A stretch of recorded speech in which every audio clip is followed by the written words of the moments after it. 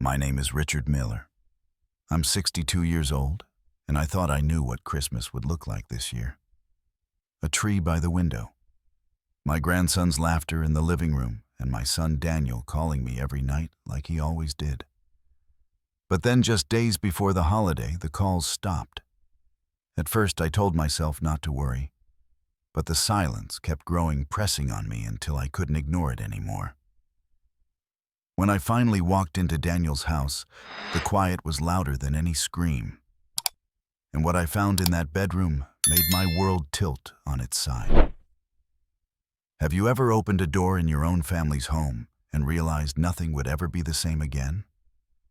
Stay with me, because what was hidden under that bed will leave you breathless. 7 days before Christmas, I sat at the kitchen table in my small house in Naperville, the phone pressed tight against my ear, waiting for a voice I had always counted on. It rang and rang until the voicemail came on. I tried again. Still nothing. I had called my son Daniel every evening for years sometimes, just to talk about the weather or about how Jacob was doing in school. He always answered, always. But this time the silence felt like a heavy stone on my chest. I stared at the screen, his name glowing back at me. Daniel Miller, 38 years old, my only son. It had been days since I heard his voice. I told myself he was busy, maybe wrapped up in holiday preparations or looking for work after the cutbacks at Build Right. I wanted to believe it, but something in my gut twisted harder each hour that passed. I left another message, my voice cracked from worry. Daniel, it's Dad. Please call me back. Just let me know you're okay. I set the phone down, rubbed my face with both hands, and glanced at the calendar hanging on the wall. December 18th, exactly 1 week until Christmas. The little green X's I had drawn over each passing day reminded me how quickly the season was slipping away. Last year we decorated the tree together, Jacob hanging the little silver bells I had saved since he was a baby. Now, the house was quiet, the ornaments still boxed in the attic. I tried calling Jacob's small cell phone.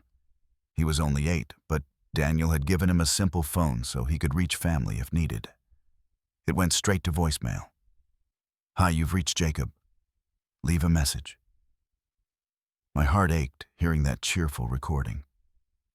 I whispered, Jacob, it's Grandpa. Call me, please. I set the phone down again and tried to keep busy, but everything I touched slipped through my hands. The coffee tasted bitter. The news on TV was just noise. Every sound in the house reminded me of the silence on the other end of the line. By mid-afternoon, I gave in and called again. Once, twice, 3 times. Still nothing. I walked to the window and looked out at the snow-covered street. Children were laughing, pulling sleds behind them. Across the way, a neighbor's lights twinkled red and green. Christmas was everywhere. But inside me there was only dread. I remembered the last real conversation Daniel and I had. He had sounded tired, his voice weighed down. Dad, Build Right, let more people go. I'm still trying to hold on, but it's rough. I told him he would be fine, that things would turn around. I wanted to believe it. But I heard the crack in his voice that day, like a man standing on a cliff edge. The phone vibrated in my hand. My heart leapt, but it was only a scam number. I hung up with shaking fingers. I decided to try one more time. The call rang 4 times, then the voicemail picked up again. I sat there listening to his recorded greeting, the one he had made years ago when Jacob was still little. Hey, it's Daniel. Leave a message. My throat tightened. I didn't leave another word. As evening fell, the loneliness of the house grew heavier. I picked up the framed photo on the side table, Daniel with his arm around Jacob, both smiling in front of last year's Christmas tree. I traced my finger over their faces, whispering, Where are you, son? The phone sat beside me, dark and silent. I checked the messages I had sent. All of them marked as delivered, none of them read. I scrolled back through the call log, a column of unanswered attempts stretching back over a week. I tried to calm myself. Maybe Daniel had gone out of town. Maybe he and Jacob were staying with a friend. But Daniel never left the door open without telling me. He never ignored calls this long. And Jacob, that boy, always rushed to tell me about school or what he got on a test. He loved hearing me cheer for him. I stood up and paced the room, hands trembling. My body felt restless, like it knew more than my mind wanted to admit. 7 days before Christmas, and my family had vanished into silence. I sat back down, picked up the phone, and this time, I didn't leave a message. I just listened to the empty line until it cut off. The room felt colder than the snow outside. I looked at the calendar again. The X's stopped it yesterday. Tomorrow would mark a week of silence. My gut told me waiting another day was impossible. I pressed my palms on the table and made up my mind. In the morning, I would take the first bus into Chicago. I had to see for myself what was going on. The phone lay there like a weight, its screen black, my reflection faint against it. My heart pounded as if it knew that the next step would change everything. I turned off the lights, but sleep never came. All night I lay awake, counting the hours, waiting for dawn to break. When the first gray light of morning touched the window, I was already dressed, sitting on the edge of the bed with my bag at my feet. My body felt heavy from the sleepless night, but my mind was sharp with purpose. I had checked the bus schedule 3 times during the night and knew the first ride into Chicago left at 6:30. By 6, I was out the door, my breath rising in white clouds as I walked down the quiet street toward the station. The cold cut through my coat, but I barely noticed it. The whole way I kept picturing Daniel's face, tired and worn from the last time we spoke. I thought about Jacob too, his little voice chattering about school projects and the snowman he wanted to build for Christmas. Those memories were like ghosts walking beside me. At the station, a handful of early commuters waited with coffee cups steaming in their hands. I bought my ticket and sat on a hard plastic bench. My hands wouldn't stay still, so I rubbed them together and checked my phone again. No new calls, no messages, just the same silence. When the bus arrived, I climbed aboard and found a seat near the back by the window. As the bus pulled out, the town I had known all my life faded behind me. Snow still clung to the roofs, lights twinkled in the shop windows, but I could not take any comfort in them. The 3-hour ride stretched long ahead of me. I leaned my head against the glass, watching the empty fields roll by. Memories kept rising without permission.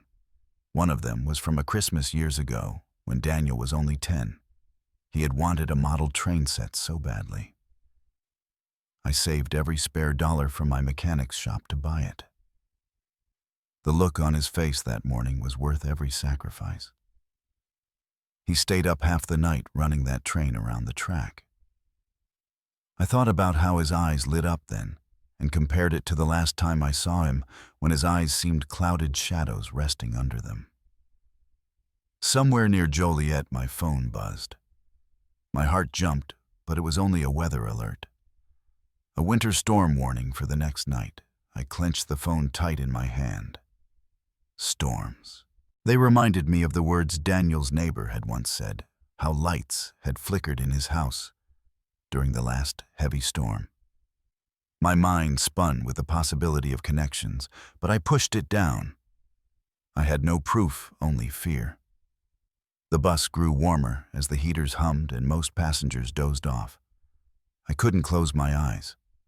Instead, I scrolled back through old texts from Daniel.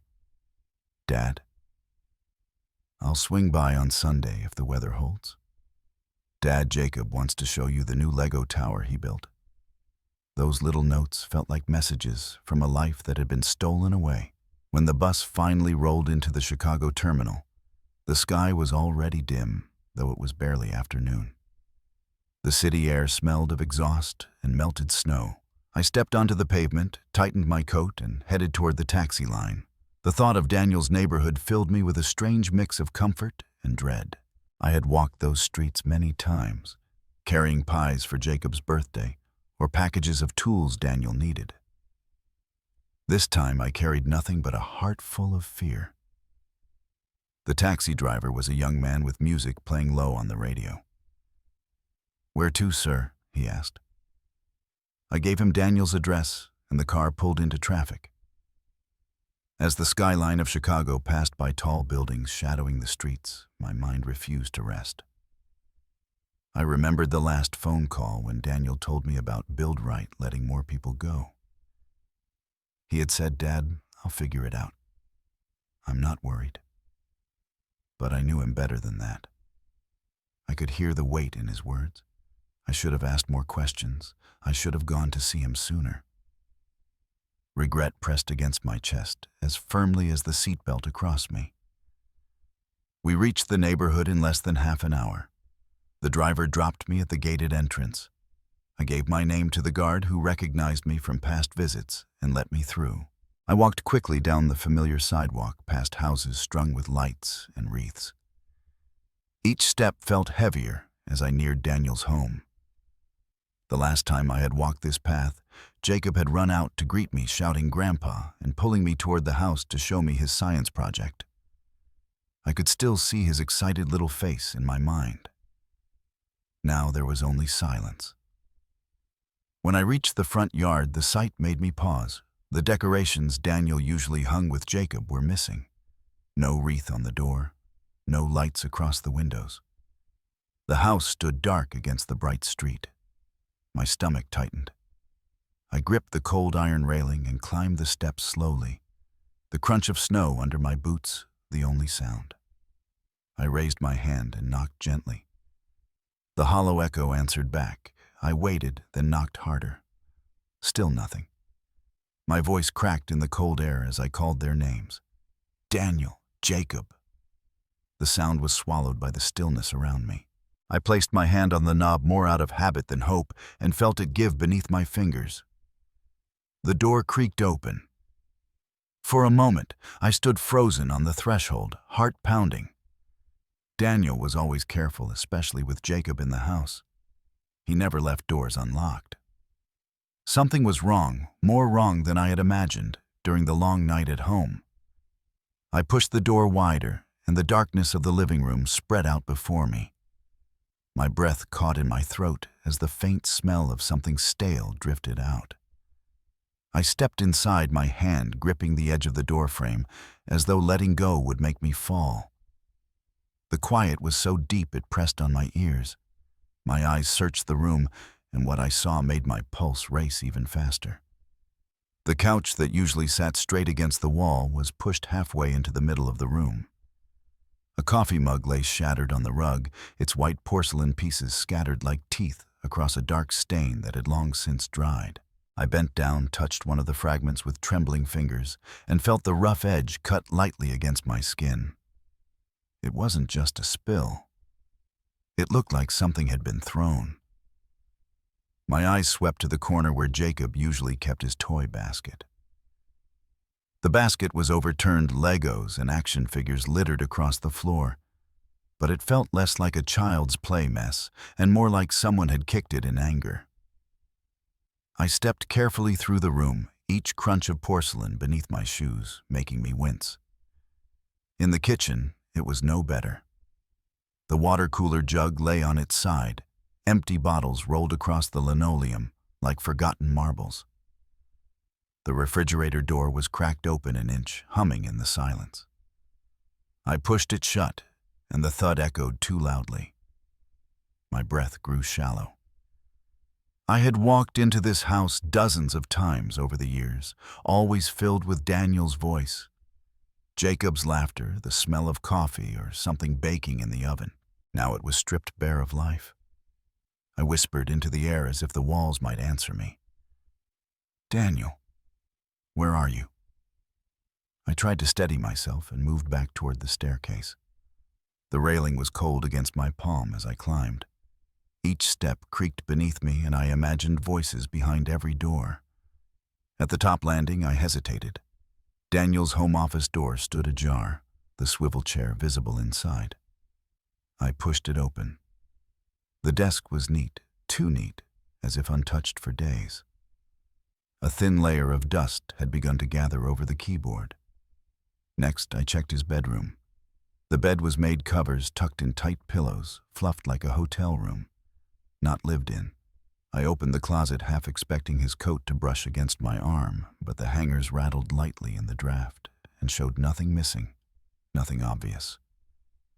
A knot formed in my stomach as I turned toward the last door at the end of the hall. Jacob's room. My feet slowed as though my body wanted to delay the moment. The door was painted blue, decorated with fading stickers of rockets and planets. I reached for the knob and felt the small metal shock of static under my fingertips. Inside the room, the first thing I noticed was the light from the window cutting across the floor. Dust floated in it like snow. His teddy bear slumped on the bed, one button eye staring at me. I stepped inside and called softly, "Jacob." My voice cracked weaker than I intended. No reply. Only the hum of the house. I walked to the middle of the room, eyes taking in the Lego blocks spread near the rug, the drawings taped crookedly on the wall, the smell of dust and something faintly sour. My heart clenched at the thought of the boy alone here. Then I heard it. A faint scrape against the hardwood floor, so quiet, I thought I imagined it, my ears strained. Another sound followed, like a plastic bottle rolling and stopping. My pulse quickened. The sound came from near the bed. I froze, staring at the space underneath. The comforter hung low, its edge brushing the floor, hiding whatever might be beneath. I took one step closer, but my legs felt stiff as stone. My breath caught in my throat. I whispered again, "Jacob, are you there?" Nothing but silence answered. Then, almost mocking me, another small scrape. My chest tightened until it hurt. Every instinct told me to kneel, to pull back the blanket, to look. But my body refused to bend. Instead, I staggered back and grabbed the edge of the desk to steady myself. The weight of dread settled over me like lead. Something was under that bed. Whether it was my grandson or something else, I could not face it alone. I pulled my phone from my pocket, trembling so badly I nearly dropped it and tried to punch in the numbers. My thumb slipped once, twice before I finally got it right. My voice shook as the line connected. "Operator, I need help." I stammered, my words tumbling out. "My son Daniel is missing. I haven't heard from him in a week. I came to his house in Chicago, and the place looks like there was a fight. My grandson, I think he's under the bed, but something is wrong. Please send the police." The dispatcher's voice was calm, practiced. "Stay on the line, sir. Officers are on their way." I clutched the phone like a lifeline. My eyes never left that bed, that blanket that shifted just enough to make my blood run cold. My knees wanted to give out, but I locked them in place. I stood there, waiting, the ticking of Jacob's little alarm clock, the only measure of time, until the sound of sirens cut through the still night outside. Red and blue lights spilled through the window, painting Jacob's walls with shifting colors that made the drawings on the wall look like they were moving. I held my breath as hurried footsteps climbed the porch stairs. Then a loud knock rattled the front door downstairs. "Chicago PD. Is anyone inside?" I forced myself to move. My voice cracked as I yelled back, "Up here. I'm upstairs in the child's room." The front door burst open, heavy boots pounded the hallway, and within seconds 2 officers appeared at the top of the stairs. One was tall and broad-shouldered, the other shorter with sharp eyes that scanned everything. "Sir, step back, please," the taller one said, motioning me aside. I pointed a shaking finger toward the bed. "There's something under there. I think it's my grandson, but he hasn't said a word." The shorter officer crouched low, flashlight beam, sliding across the floor. The beam caught a small hand, pale and still. My heart clenched so tight, I thought it would stop. "Kid, can you hear me?" the officer called softly. No answer. The taller cop lifted the edge of the mattress in one swift motion while the other reached underneath.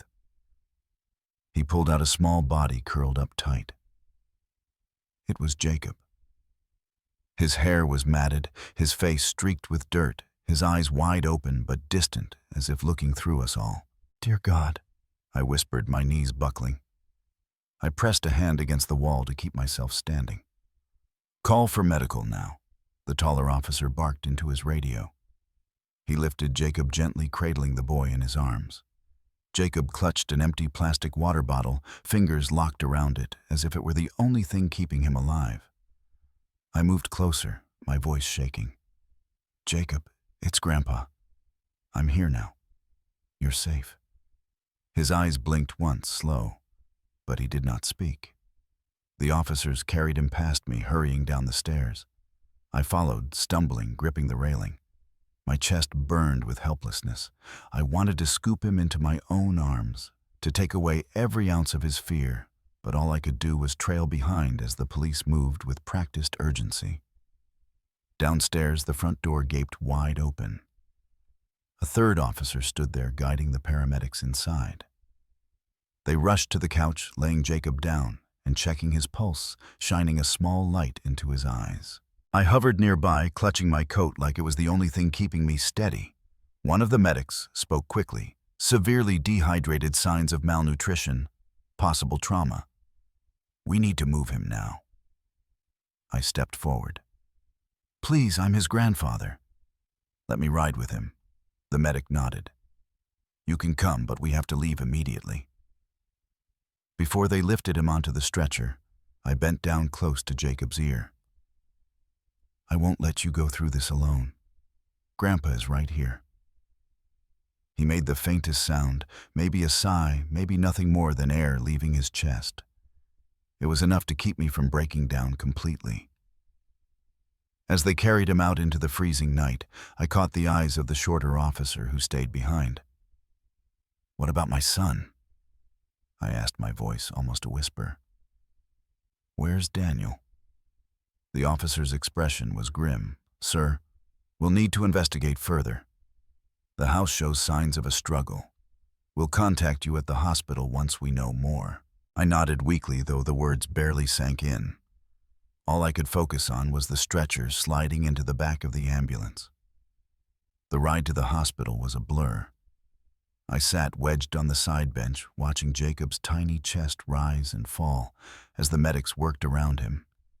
Each beep of their monitors sounded like the tick of a clock counting down. I held his small hand cold and limp in mine and prayed silently. When we arrived at St. Mary's Medical Center, the doors swung open and Jacob was rushed inside. I stumbled out behind them, following the trail of hurried footsteps through the sterile halls. They wheeled him into a room where doctors and nurses gathered quickly, attaching IV lines, checking vitals, speaking in a language of medical urgency I barely understood. A nurse guided me to a chair outside the room. "We'll take care of him, sir. Please sit for now." I lowered myself down, elbows on my knees, face buried in my hands. My mind raced back to when Jacob was born. How small he was in Daniel's arms, how I promised my son I'd always be there to help. Now Daniel was missing, and Jacob was fighting to hold on, and I felt like I had failed them both. Minutes dragged like hours. The hallway smelled of disinfectant and coffee, the distant sound of an intercom calling for doctors echoing off the walls. Finally, a doctor in green scrubs stepped out. His expression was careful, measured. "He's stable for now," the doctor said.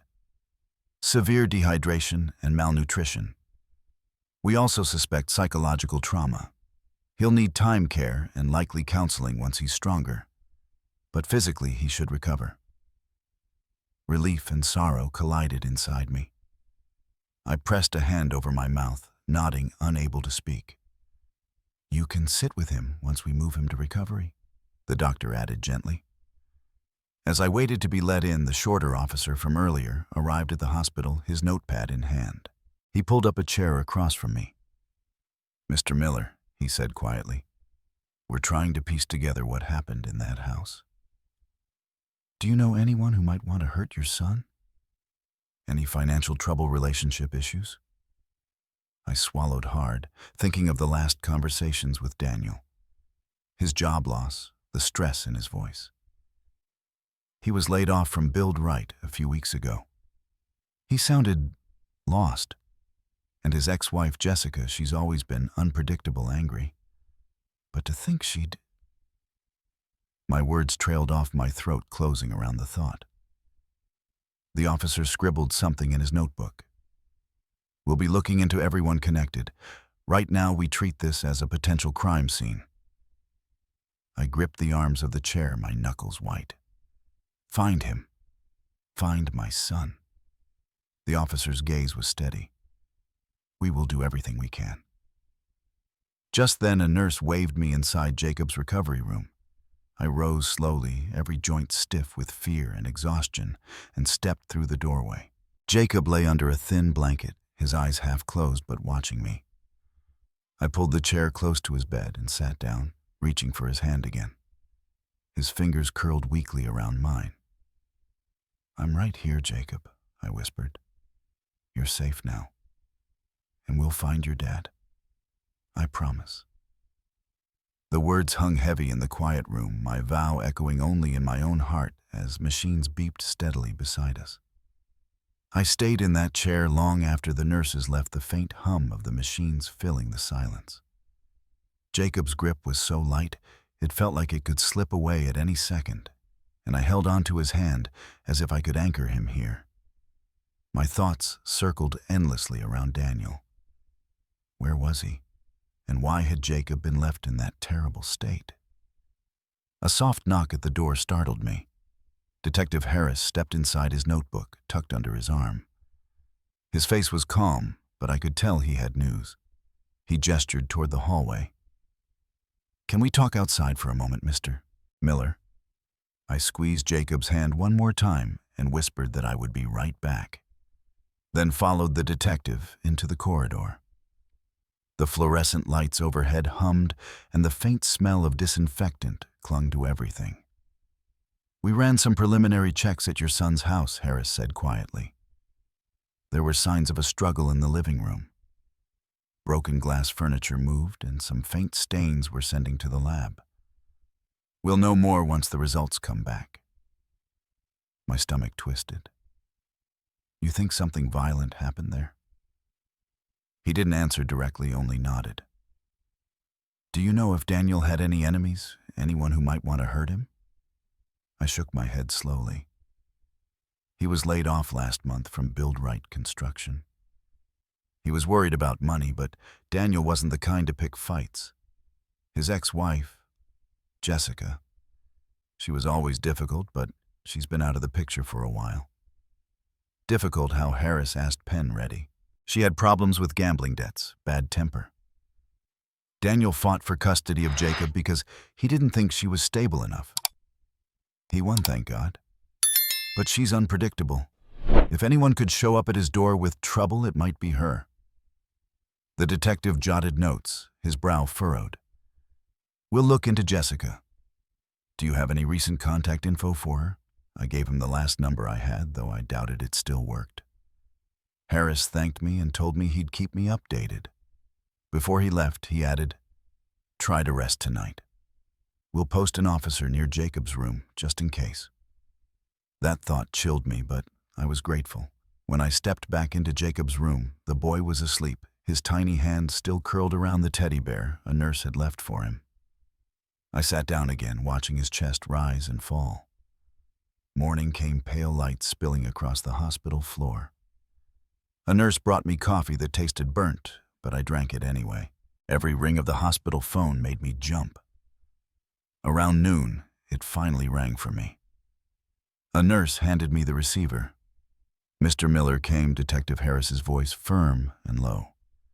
"We just finished a more thorough sweep of the house. We found something you need to be aware of.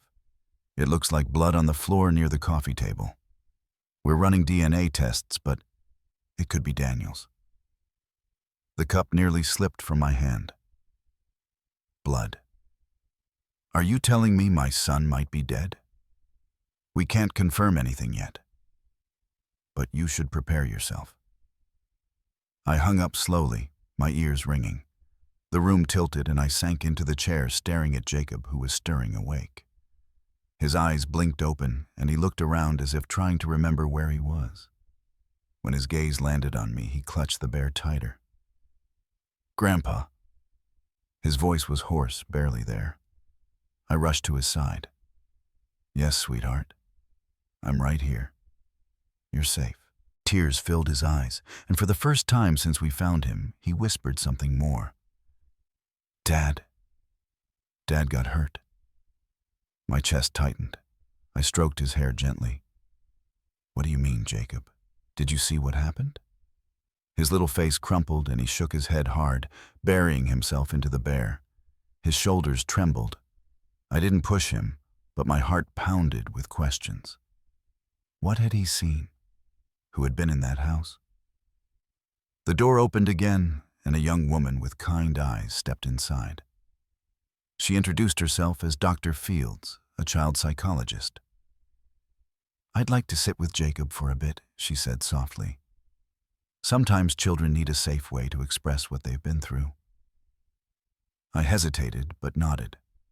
She knelt beside Jacob's bed, speaking gently, asking simple questions about his toys, his favorite games.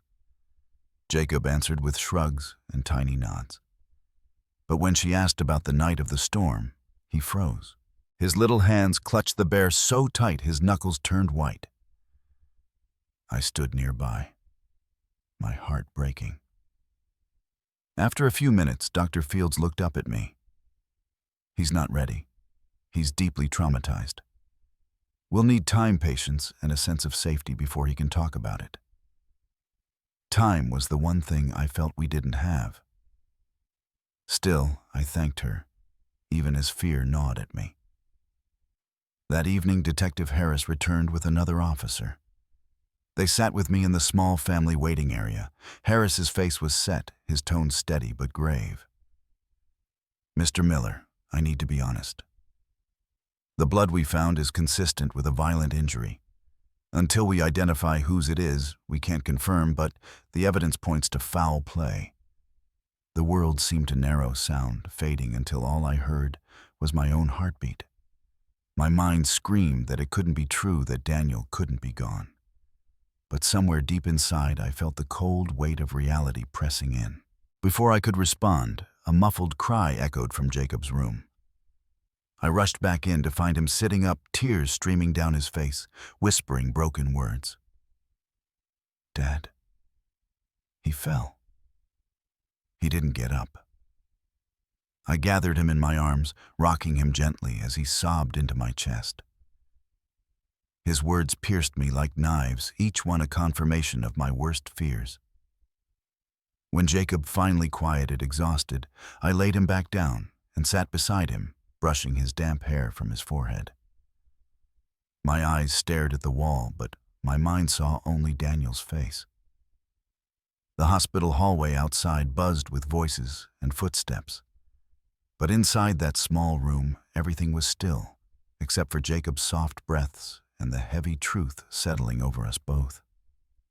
I hardly slept that night, my mind stuck on Jacob's broken words. He fell. Every time I closed my eyes, I saw Daniel's face, and the image of him lying motionless on the floor clawed at my chest. At dawn, I got up from the stiff hospital chair and splashed cold water on my face in the restroom, staring at the tired man in the mirror. I promised myself I would not stop until I knew what had happened. When I returned to Jacob's room, a nurse was checking his IV. He stirred eyes half open and whispered for water. I helped him take a sip, my hand steadying the cup while his small fingers trembled. For a moment his eyes met mine, wide and haunted, and I wanted so badly to pull the truth out of him gently. Instead, I only said, "You're safe now." Later that morning, Detective Harris showed up again. He motioned for me to step into the hallway. His voice was low, careful. "We've identified a person of interest," he said. A neighbor across from Daniel's place reported hearing a fight on the night of the storm, shouting furniture moving. The neighbor hesitated to call the police at the time, but she finally came forward. My jaw tightened. Did she say who she saw? No faces, Harris answered. But she mentioned a woman's voice, angry, yelling about money. Does that mean anything to you, Jessica? The name slipped from my lips like poison. Harris wrote it down immediately. I explained everything: how Daniel's ex-wife had left years ago with gambling debts, how she was unstable, how Daniel had fought for full custody to protect Jacob. Harris listened, pen scratching against paper, and when I finished, he nodded. We'll bring her in if we can find her. Do you know of any place she might go? I shook my head, but my stomach churned with dread. Jessica was unpredictable, reckless, and always chasing quick money. That afternoon, I sat with Jacob again. A young psychologist, Dr. Fields, came back carrying a small box of crayons and paper. She asked Jacob to draw while she spoke softly about safe places and happy memories. For a while, he just scribbled shaky lines, but then he drew a house with a tall figure and a small one hiding under a bed. My throat went dry as I watched. Dr. Fields didn't push, only thanked him and set the drawing aside. When she left, I leaned closer. Jacob, buddy, did Dad tell you to hide? His lips pressed tight, and he gave the smallest nod. Tears welled in his eyes, and I pulled him into my arms. That simple motion told me more than words. Daniel had tried to protect him. Evening came, and Harris returned with updates. He had tracked down Jessica's old landlord, who said she'd left town in a hurry about 2 weeks ago with a large suitcase, paying cash for a driver to take her out at night. I clenched my fists. 2 weeks. Exactly when Daniel vanished. Harris noticed my reaction. Mr. Miller, we're opening a full missing person and potential homicide investigation. I need your cooperation. I agreed, my voice shaking, but firm. I'll do whatever it takes. That night, while Jacob slept, I sat by the window of his hospital room. Snow was beginning to fall outside, flakes, catching the glow of the streetlights. Christmas decorations hung in the hall, bright paper wreaths and red ribbons that felt almost mocking. Families were preparing for joy, while mine was collapsing. I thought about the insurance policy Daniel once mentioned back when he was married. He wanted to protect his family, he said. Did he ever change the beneficiary after the divorce? The memory gnawed at me, and a cold suspicion took root. Jessica, drowning in debt, might have seen Daniel not as a husband she once loved, but as a payout. Sleep never came. My thoughts looped between Daniel's smile, Jacob's terrified eyes, and Jessica's sharp voice the last time I saw her. By morning I felt hollow, but a fire burned underneath. If she had hurt my son, if she had dragged Jacob into this nightmare, she would face justice. The next day, Harris called me into the precinct. I left Jacob with a nurse I trusted and rode in the back of a squad car, my hands clenched in my lap. The station smelled of coffee and stale paper. Harris led me into a small briefing room where a map of the city was spread across the table. He pointed to several dots near Daniel's neighborhood. We have surveillance footage, he explained. A dark truck was seen outside Daniel's house on the stormy night. Minutes later, it drove away, carrying something long covered with a tarp. The image on the screen was grainy, but the outline was clear enough. My stomach turned. We think this may connect to a local loan shark group Jessica was rumored to be involved with. Harris continued. I gripped the edge of the table. You're telling me she might have sold my son's life to pay her debts? His eyes met mine. We're not ruling anything out. I left the precinct shaken, my mind spinning with fear and rage. When I returned to the hospital, Jacob was awake, clutching his bear, his gaze lost somewhere I couldn't reach. I sat beside him and took his hand, whispering a promise I wasn't sure I could keep. I will find out what happened to your dad. I will not stop until the truth comes out. Jacob looked at me, his small voice raspy but certain. She was there. My heart stopped. Who, Jacob? His lips trembled. Mom. The word hung in the room like a curse, heavy and undeniable. I held him tight, my chest burning, and realized the darkness I feared was no longer just suspicion. It was real, and it was closing in on us. The air in Jacob's hospital room felt heavier after he whispered that word, Mom. I tried to stay calm for his sake. But inside my chest, a storm was building. I sat there with him until he drifted back into a restless sleep, then stepped quietly into the hallway. My legs carried me to the small chapel down the corridor, where I sat in the back pew, pressing my palms together. I wasn't even sure if I was praying or just trying to keep myself from unraveling. Later that morning, Detective Harris met me in the family lounge. He looked like he had barely slept himself. We tracked Jessica's movements, he told me, spreading a stack of photos and notes across the table. A witness saw her leaving a rundown apartment complex 2 weeks ago with a suitcase. She was accompanied by a tall man with a scar on his cheek. I leaned over the photos, my pulse racing. Do you know who he is? Harris nodded grimly. A man named Raul Torres, known to work as muscle for a loan shark ring. If Jessica is tied up with him, this could explain everything. The name meant nothing to me, but the idea that she had aligned herself with criminals made my stomach churn. Harris continued. We found security footage of their truck at a warehouse outside town. It's a known drop spot for that crew. I gripped the edge of the table, my knuckles white. What does that mean for my son? He paused, choosing his words carefully. We have reason to believe Daniel might have been taken there. For a moment I couldn't breathe. The walls of the small lounge seemed to close in on me. I forced myself to steady my voice. Then let's go there. What are you waiting for? Harris shook his head. We need a warrant. We need to be sure. But I promise you, Mr. Miller, we're moving as fast as we can. I left the precinct later with my insides twisting. Back at the hospital, Jacob was sitting up in bed drawing again with the crayons Dr. Fields had left. When I looked at the paper, my heart broke. He had drawn a tall man and a woman standing together and a smaller figure curled under a bed. His tiny hand pointed to the picture. She told him to give her money. My throat closed up.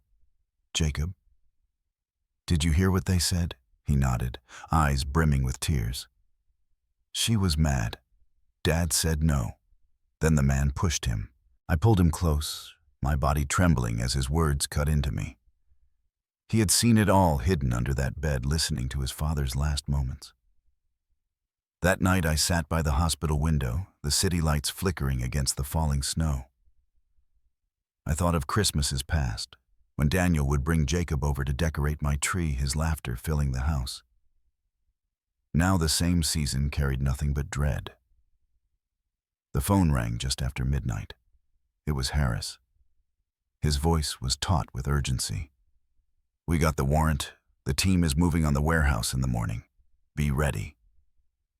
I hung up, my hand shaking so hard I almost dropped the phone. I turned to Jacob, still asleep, clutching his bear.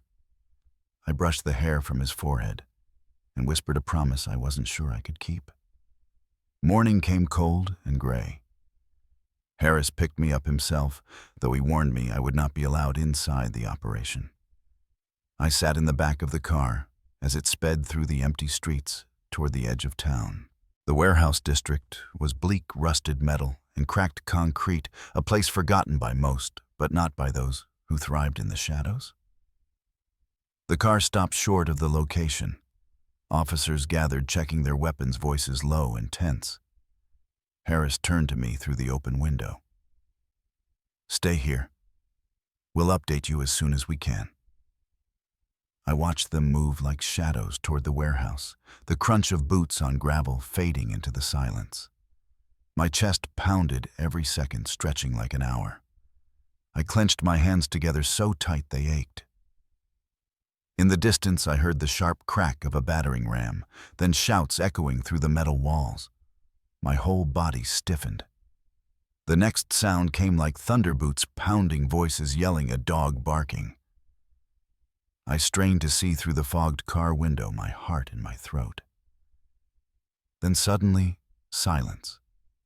Heavy, suffocating silence that made the hair on my arms rise. The door of the warehouse hung open, dark and gaping, as if swallowing all the light of the gray morning. I sat frozen, waiting for someone to emerge, dreading what they might bring with them. A cold wind swept through the cracked window of the car, stinging my face as I leaned forward, eyes fixed on that gaping doorway. Minutes felt like hours before shadows moved inside. 2 officers came out, dragging a man with his hands cuffed behind his back. His leather jacket hung loose on his wiry frame, and even from a distance I could see the scar cutting across his cheek. Raul Torres. He resisted, shouting curses, his voice hoarse, but the officers shoved him into the back of a patrol car. Another team emerged carrying bags marked as evidence, their expressions grim. I tried to read their faces, searching for any hint of Daniel, but they gave me nothing. My fists tightened in my lap. Detective Harris finally walked out, his shoulders squared, his jaw tight. He came straight to the car and opened the door. His eyes met mine, and I braced myself. "We found blood," he said, his voice low. "A large amount on a tarp hidden in the back. We also found clothing that appears to belong to your son." The words struck me like a blow to the chest. My breath came short and shallow. "Is he alive?" I forced out. Harris shook his head slightly. "We don't know yet. We didn't find a body." I clung to that thin thread of hope, though it cut like wire. If there was no body, then maybe, just maybe, Daniel was still out there somewhere. Back at the precinct, they booked Raul. I was allowed to watch from behind a one-way mirror as Harris and another officer questioned him. Raul sat with his arms crossed, his scar twisting as he smirked. He denied everything at first, but when Harris laid out the tarp and the stained jacket on the table, his face changed. Sweat beaded on his forehead, and he leaned back in his chair. "It was her," he muttered finally. "Jessica. She said he owed her, said he had to pay up. I just did what she told me." My stomach turned. Harris pressed him. "Where is Daniel?" Raul looked down, his voice barely audible. "I don't know. After the fight, she told me to help move him. We loaded him in the truck, but I never saw where she took him. I wanted to smash the glass between us, to grab him and shake the truth out of him. But all I could do was stand there, trembling with rage and grief, while Raul's words hung in the stale air. When the questioning ended, Harris came out to me. He looked exhausted, but steady. "We'll keep pushing him. We'll find her." I nodded, though the weight in my chest made it hard to breathe. I returned to the hospital that evening, my mind in a haze. Jacob was awake, sitting up in bed, his teddy bear on his lap. His eyes searched my face as soon as I walked in. "Did they find Dad?" I knelt beside him, swallowing the lump in my throat. "Not yet, buddy. But they found the man who hurt him." Jacob's small hands clenched the bear tighter. "Mom was with him," he whispered. I stroked his hair gently. "I know. The police know too. We're going to make sure she can't hurt anyone again." He nodded faintly, but his eyes filled with tears. He curled against me, his little body trembling. I held him close, feeling the crushing weight of everything pressing down. That night, after Jacob finally drifted to sleep, I sat in the dim hospital room, staring at the snow falling outside the window. Christmas lights blinked faintly in the distance, their cheer mocking the darkness that had swallowed my family. The phone in the room rang suddenly, making me jump. I answered quickly, my heart hammering. It was Harris. His voice was clipped urgent. "We've tracked Jessica. She's in a motel outside Dayton. We're moving tonight." I hung up and looked back at Jacob, his face pale against the pillow, his hands still wrapped around the bear. My chest ached as I whispered to him, even though he couldn't hear me in his sleep. "Hold on, Jacob. We're closer to the truth." I turned off the light and sat back down in the chair, waiting for news, the night stretching long and heavy around me. The vibration of my phone on the nightstand jolted me awake. For a second, I didn't even know where I was. Then the sight of Jacob curled up in the hospital bed pulled me back to reality. I grabbed the phone quickly, afraid the sound would wake him. Detective Harris's voice came through the line, steady but urgent. "We've got her. Jessica's in custody." My heart thudded so hard it almost drowned out his words. "What about Daniel?" I asked, before I could stop myself. "We don't know yet," he admitted. "She's not talking. I'll update you once we have something concrete." When the call ended, I sat in the dark, staring at Jacob's small chest rising and falling. The anger that had been building in me for weeks surged higher. She was behind all of it, and now she would finally have to face what she'd done. By morning, Harris came to the hospital himself. He looked drained, his tie crooked, his coat wrinkled, but his eyes were sharp. He pulled me aside into the hallway. "She broke during questioning," he said. "Tried to pin everything on Raul, but the evidence doesn't lie. We found Daniel's blood on her jacket." The words landed like a stone in my chest. I swallowed hard. "Did she say where he is?" Harris shook his head. "No body yet. But she admitted she confronted him about money. She says Raul pushed him. That same story Raul had tried to flip back on her." They were eating each other alive now, and all I cared about was that somewhere in that tangled mess lay the truth about my son. I returned to Jacob's room to find him sitting up, coloring half-heartedly. He looked at me, his eyes cautious, like he was afraid of the answer before he even asked. "Grandpa, did they find her?" "Yes," I said firmly. "They did. She can't hurt you anymore." His shoulders slumped with relief, but tears still welled in his eyes. Why did she do it? I didn't have an answer that would make sense to an 8-year-old boy. I just held his hand and told him sometimes people lose their way so badly they forget how to love. That afternoon, Harris called again. He asked me to come to the courthouse the next morning. Jessica's arraignment was set. The thought of seeing her again made my stomach churn, but I knew I had to be there. For Daniel. For Jacob. The courthouse smelled of old wood and floor polish. Reporters clustered outside, their cameras flashing as officers led Jessica in her wrists in cuffs. She looked smaller than I remembered, her hair limp, her face pale, but her eyes still carried that cold defiance I'd seen years ago. I sat in the front row, my hands clenched together, Jacob at home with a nurse. Jessica barely glanced at me as the judge read the charges. First-degree murder, fraud, conspiracy. Each word felt like a nail sealing her fate. Her lawyer tried to argue she wasn't a flight risk, that she deserved bail. Harris leaned over to me and muttered, "Not a chance." He was right. The judge denied bail, and for the first time I saw Jessica falter. She was led out again, her head bowed, but that image didn't ease the weight in my chest. When the hearing ended, Harris walked me outside. He looked at me carefully. "I won't sugarcoat it. We may never recover Daniel's body, but the evidence we have will put her away." I shook my head. "He deserves more than that.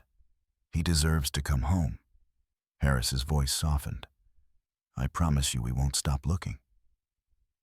Back at the hospital, Jacob asked again and again about his dad. I sat by his bed telling him stories of Daniel when he was a boy, how he once tried to build a treehouse with nothing but a hammer and 3 planks of wood. How proud he had been the day Jacob was born. Each memory was a knife and a balm all at once. That night, Jacob woke from a nightmare, crying so hard he could barely breathe. I pulled him into my arms, rocking him gently, whispering that he was safe. Between sobs, he choked out words that froze me. I heard her say she wanted money from his life. I stiffened. Jacob clung tighter, his face pressed into my chest. She said she'd be rich if he was gone. My blood ran cold. I had suspected, but hearing it from Jacob's lips made it real. Life insurance. That had to be her motive.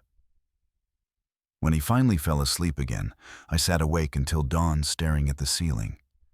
The rage inside me had turned into something sharper, colder. It wasn't enough that she had been caught. She had to pay in full for what she had done to my son, to my grandson, to all of us. The next morning, I called Harris. I told him about Jacob's words, every detail he remembered. Harris listened, his voice grim. That matches what we're finding. We pulled Daniel's policy and Jessica is still listed as beneficiary. I felt my chest tighten until it was hard to breathe. She had planned this all along. Harris's tone hardened. Don't worry. That will seal the case against her. I hung up the phone, staring out the hospital window at the snow-covered streets. My reflection looked back at me in the glass, worn and tired. But behind my eyes burned something I hadn't felt in years. I wasn't just waiting for justice anymore. I was going to fight for it with everything I had. The day of the trial came colder than any December I could remember. Snow lined the courthouse steps, gray from the boots of reporters and officers hustling inside. I walked through the crowd with my coat pulled tight. Jacob's photo tucked into my wallet and a heaviness in my chest that made each step feel like a climb. Inside the courtroom buzzed with low voices. The prosecutor, a tall man with sharp features, spread files across the table with a confidence that steadied me. Jessica sat at the defense table, her hair pulled back, her face pale. For a moment our eyes met, and I saw no trace of remorse, only fear hidden beneath her practiced mask. I took my seat in the front row, clutching the armrest so hard my knuckles hurt. When the judge entered the room, rose, and silence fell heavy. The charges were read again, each word echoing in my ears. Murder, fraud, conspiracy. The list felt endless, each one a reminder of what she had taken from me. The prosecution began by laying out the timeline. Photos of Daniel's house flashed on the screen, showing the broken furniture, the blood on the floor, the jacket with his stains. I heard gasps ripple through the room, but I kept my eyes fixed forward, refusing to flinch. Then they played the surveillance footage. The blurry outline of the truck parked outside Daniel's home on the stormy night, the long shape under the tarp, the drive into darkness. The prosecutor's voice carried steady. This is when Daniel Miller was taken against his will. I swallowed hard, the image searing into my mind. When Raul was brought in to testify, his chains clinked as he walked. He sat with a scowl, trying to look defiant, but his voice cracked under pressure. He admitted he helped Jessica move Daniel, admitted he drove the truck to the warehouse, admitted that she promised him a cut once she collected the money. Each confession was another nail in her coffin. Jessica's lawyer tried to poke holes, painting Raul as unreliable, a criminal looking for a deal. But when the prosecutor held up Daniel's life insurance policy with Jessica's name still on it, the jury leaned in. The motive was clear. Through it all, I sat silent, my heart pounding, my hands trembling on my lap. I kept picturing Daniel's smile, Jacob's tiny hands drawing pictures of hiding under the bed, and I knew I had to stay strong. The hardest moment came when they played Jacob's recorded statement. His small voice filled the room. Halting, fragile, describing how his father told him to hide, how his mom came with the tall man, how the shouting turned to fighting, and then the thud when his dad fell. I pressed a hand to my chest, fighting tears. Around me, the jurors shifted uncomfortably, some looking down, some glaring at Jessica with disgust. Jessica stared at the floor the entire time, her jaw tight. She never looked up, not even once at her son's words. After a recess, the defense tried their last effort. Jessica took the stand herself. Her voice trembled as she claimed she never meant for things to go that far, that Raul was the one who pushed Daniel, that she was caught in a bad situation. But when the prosecutor rose for cross-examination, his questions cut like blades. Why did you go to Daniel's house that night? Why did you bring Raul? Why were you still listed as beneficiary? Each time Jessica stumbled, her answers weak, her lies unraveling. The prosecutor's final words to her still echo in my head. You weren't caught in a bad situation. You created it. You wanted the money more than you wanted your son to have a father. Silence filled the room, heavy and unyielding. The judge called for closing arguments the next day. But as I left the courtroom that evening, I felt the weight of years pressing on my shoulders. The snow had started again, soft flakes settling on my coat as I walked down the courthouse steps. Reporters shouted questions, cameras flashed, but I kept walking, staring at the ground. That night I sat by Jacob's hospital bed, his small body curled under the blanket, his breathing steady for once. I brushed his hair back and whispered, "Tomorrow, buddy. Tomorrow we'll know." The steady hum of the machines filled the silence, and I leaned back in the chair, staring out the window at the snow-covered city. For the first time in weeks, I let myself believe that justice might be within reach. The courthouse was silent when the jury filed back into the room, their faces unreadable. I sat rigid in the front row, my palms pressed together so tightly that the blood drained from my knuckles. Jessica sat at the defense table, her shoulders hunched, her hands clasped in front of her as if she was still trying to convince herself she had a chance. The judge asked if the jury had reached a verdict. The foreman stood, his voice steady. "We have your honor." I held my breath, every muscle in my body locked. On the charge of first-degree murder, the foreman read, "We find the defendant, Jessica Collins, guilty." The room seemed to exhale all at once. My vision blurred as tears welled in my eyes. I gripped the armrest, trying to steady myself. On the charge of fraud, guilty. On the charge of conspiracy, guilty. Jessica's face crumpled. For the first time since this nightmare began, I saw fear in her eyes. She shook her head, muttering under her breath, but the deputies were already at her side. The judge's voice was firm and unshakable. "Jessica Collins, you are sentenced to life in prison without the possibility of parole." I felt my chest heave as though the weight pressing down on me for weeks had finally cracked. The sound of the gavel echoed through the courtroom, and with it came a strange mix of sorrow and relief. As the deputies led her away, Jessica's gaze flicked to me. For a brief second, I saw something like regret, but it was swallowed quickly by bitterness. She turned her face down and disappeared through the side door. I stayed seated, my body trembling, until Harris touched my shoulder gently. "It's over, Mr. Miller," he said softly. I nodded, though I knew in my heart it wasn't truly over. Daniel was still gone, and nothing could bring him back. But justice had spoken, and that mattered. Outside the courthouse, the cold air hit me like a slap. Reporters swarmed microphones pushed toward my face. But Harris guided me through the crowd. I ignored the questions, the flashing cameras, the endless noise. All I wanted was to get back to Jacob. When I entered his hospital room that evening, he was awake, propped up on pillows, with his teddy bear in his lap. His eyes searched mine anxiously. "Grandpa, what happened?" I sat on the edge of his bed and took his hand. "They found her guilty. She can't hurt us anymore." His small body relaxed against the pillows, but his eyes filled with tears. "Where's Dad?" The question cut through me. I stroked his hair and whispered, "They're still looking, buddy.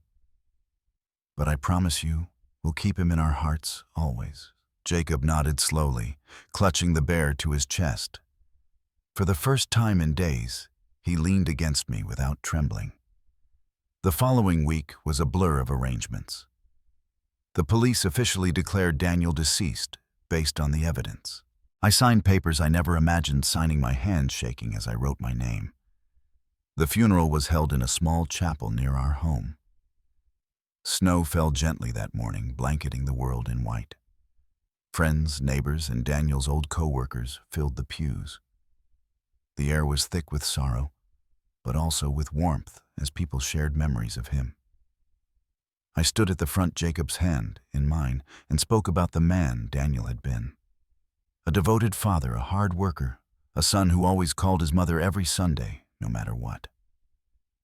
My voice broke, but I pushed through because my grandson needed to hear those words.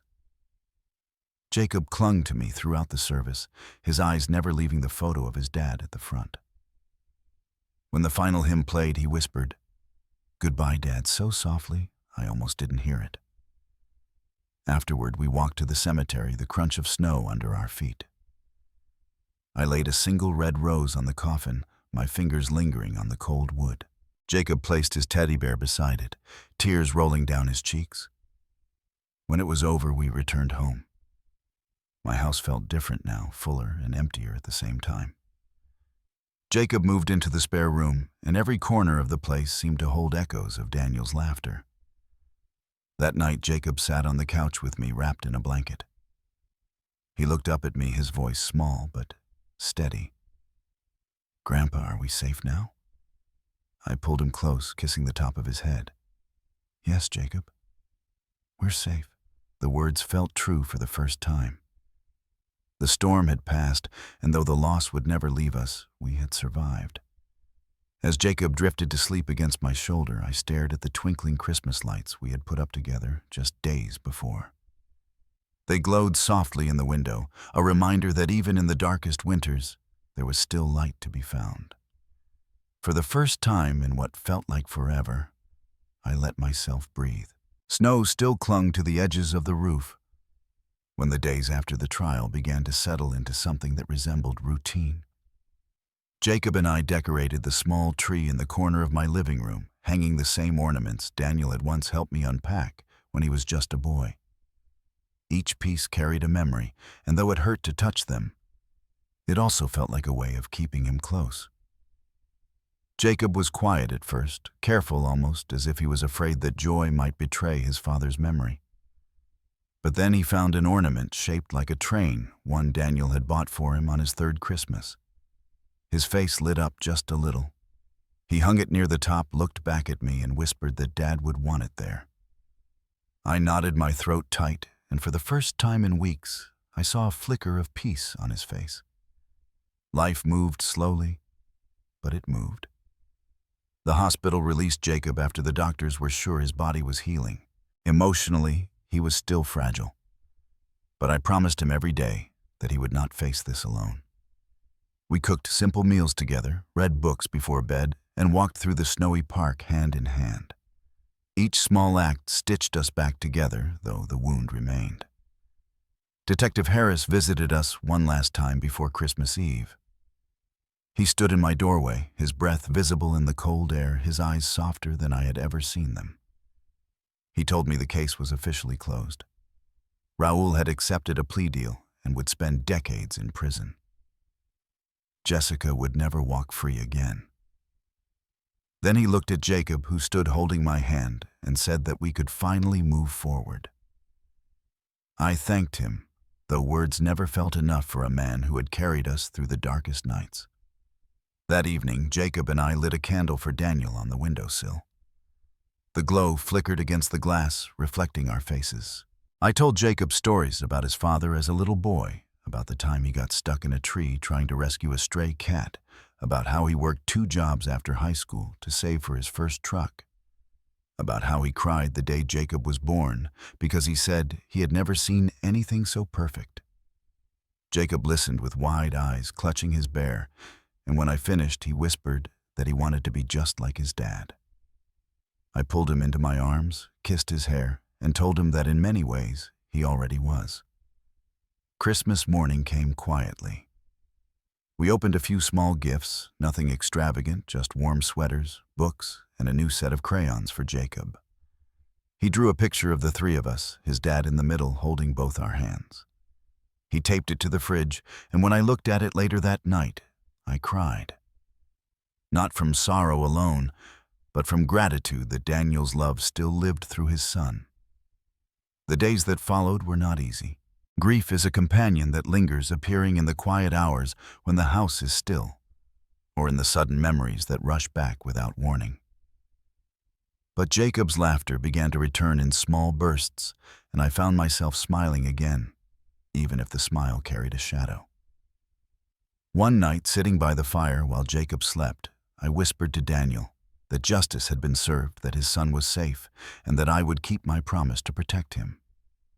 The flames crackled softly, and for the first time it felt like the house was not so empty. Now, as the year draws to a close, I understand that revenge is not always about striking back. Sometimes it is about standing tall when life tries to break you, about demanding the truth, when lies surround you, about protecting those who cannot protect themselves. Daniel did not die in vain. His story, our story, is a reminder that betrayal may wound us deeply, but courage and love can still carry us through the darkest of winters. If you've listened this far, I want to thank you. Stories like mine are hard, but they are also what bind us together, reminding us of the strength we carry inside. If this story touched you, please share your thoughts in the comments. Let me know where you're watching from, because it matters to me how far Daniel's story has reached. Don't forget to subscribe so you can stay with us for the next story, one that I promise will keep you on the edge of your seat. And if you believe in justice in family and in the power of truth, then stay here with me.